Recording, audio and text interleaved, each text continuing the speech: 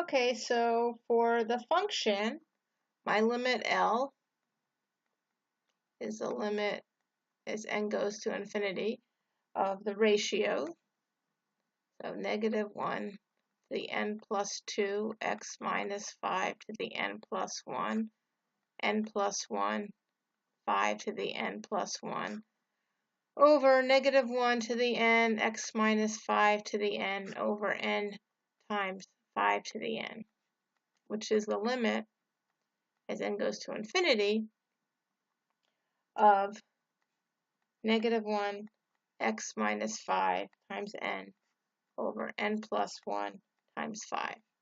The n's go away, and it's the absolute value of x minus 5 over 5. I need to make that less than 1, which means that x minus 5 in absolute value is less than 5, and if you plug that in, you're going to get your interval to be 0 to 10. So let's look at x equals 0, and I have my nth term is -1 to the n plus 1. This is a 2 here, and that's a 1 plus 1, sorry. -n to the n plus 1 times -5 to the n over n times 5 to the n. So I'm going to have, gives me, I have a sum of -1 over n. This is, this diverges. If I look at the ratio test for two terms, it's going to equal 1, so that diverges. At x equals 10, and you should check this on your own. See if you can do the ratio test and see if you get 1. My a sub n is -1 to the n plus 1, 5 to the n over n 5 to the n, which gives me the sum of -1 to the n plus 1 over n. This is an alternating series, so it converges. So for f of x, my interval is 0, 10, like this. Now I'm going to look at my derivative.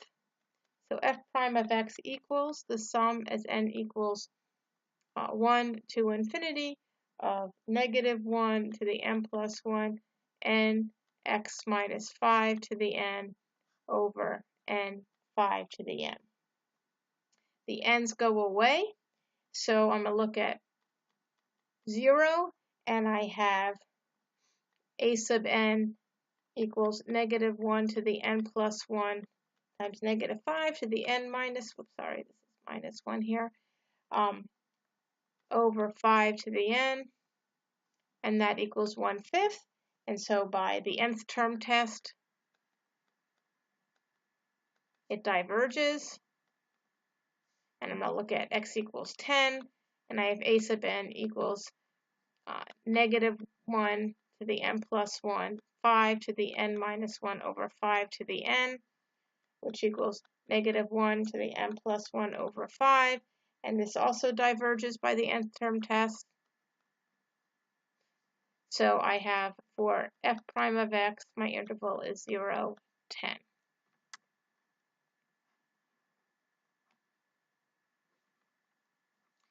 So now for my integral,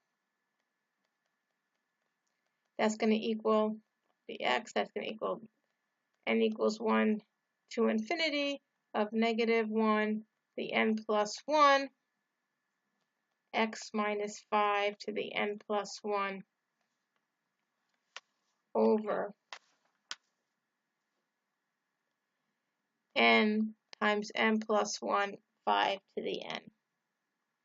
So at x equals 0, the nth term is -1 to the n plus 1, -5 to the n plus 1 over n times n plus 1, 5 to the n,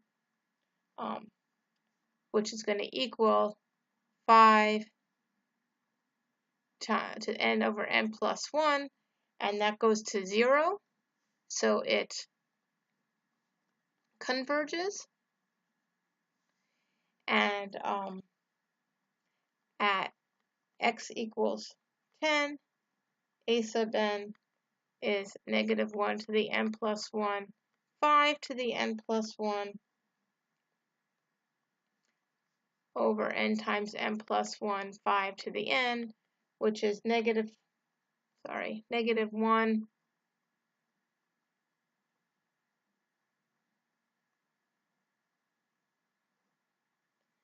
to the n plus 1 times 5 over n times n plus 1. That also goes to 0, so it converges.